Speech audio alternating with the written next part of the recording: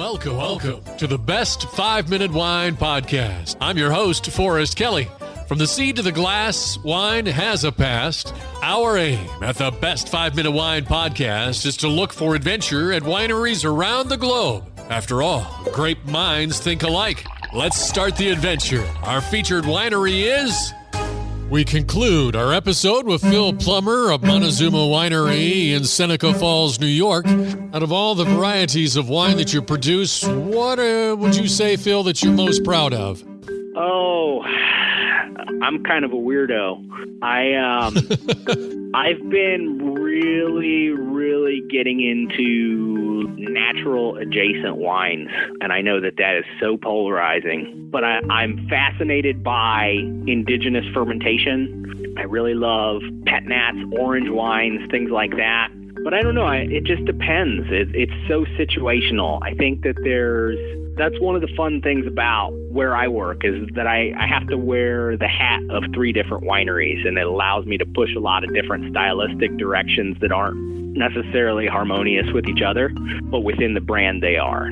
I think in this part of the world, Riesling is the king. That's what we can do as well as anybody in the world. And I'm not being hyperbolic about that. I think you could stand Finger Lakes Riesling up against Mosel, against Alsace, against any of the major Riesling growing regions in the world, and they're going to come back as good as any of them. That's impressive. Yeah, I think it's borne out in the data. You definitely got, if you haven't had experience with them, you got to try them, because there's some magic here that allows us to produce these lean, food-friendly, bright, beautiful Rieslings. So I think if I had to pick one wine that I'm most proud of, it would be a Riesling that we made back in 2019.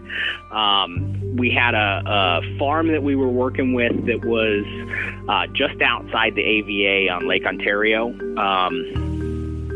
And that was the vineyard where I learned to make vineyard decisions. It was a family of apple growers that decided to grow grapes, something that they just wanted to try as a hobby. Found out they were actually really good grape growers, and they were very open to allowing me to kind of have my run of that farm. Anytime I wanted to be up there checking on the vines, I was welcome to do it. They followed my lead on picking decisions. Anything that I saw that was problematic was addressed right away, and that's where I learned to make all those decisions. Back in 2019, they made a family decision to get out of the grape business and get rid of their vines, and it was heartbreaking. But we took a lot of care with that vintage to make sure that all of our customers felt the heartbreak too, because we made just beautiful wines that now you can't get again. Since you don't grow your own vines and you're working with multiple growers, how much can you dictate in what they do? Can you actually suggest to them to do something that they don't necessarily want to do? I think the one that seems the most counterintuitive is sometimes you tell them to drop fruit, which for people that grow up growing fruit for the table is like not what they're wired to do. It's about vine balance. Some farms, you have to carry a little bit more fruit to balance vegetative vigor. It's just something that happens. Like, there are certain farms that need to be a higher ton per acre, or else you're not going to get the concentration you want. It sounds silly, but it's 100% true. But yeah, dropping fruit is something that we would talk about, or maybe we need to pull some leaves in this area of the vineyard, or I'm smelling something over here that leads me to believe that we're going to have a rot problem. So maybe we want to go through and harvest some of that out and get it out of here. Just really constant communication. Like that's one of the things that happens for us a lot in the fall is I'm in the vineyards that we work with at least once a week, and there's just a constant line of communication. Here's what I'm seeing in this block. Here's what this tastes like now. I think it's probably 10 days away. What do you think about that?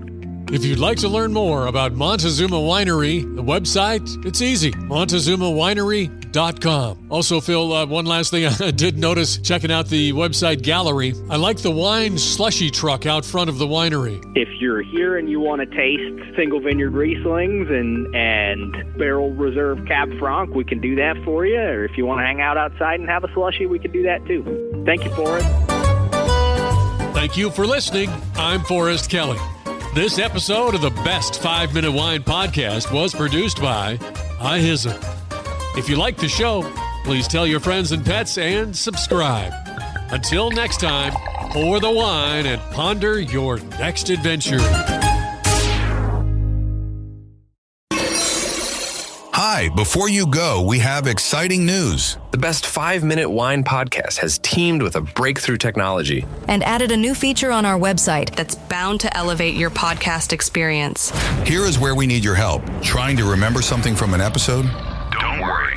Search for it, and we will find it for you. Have you ever thought you could just ask questions and chat about the episodes as if you were talking to me? Well, now you can. That's right. Our episodes are now interactive, and they're waiting to have a conversation with you. Jump into a chat with our podcast, and let's get the conversation started. Try it out, and tell us what you think. Click on the banner at the top of the website, thebestwinepodcast.com, to try it.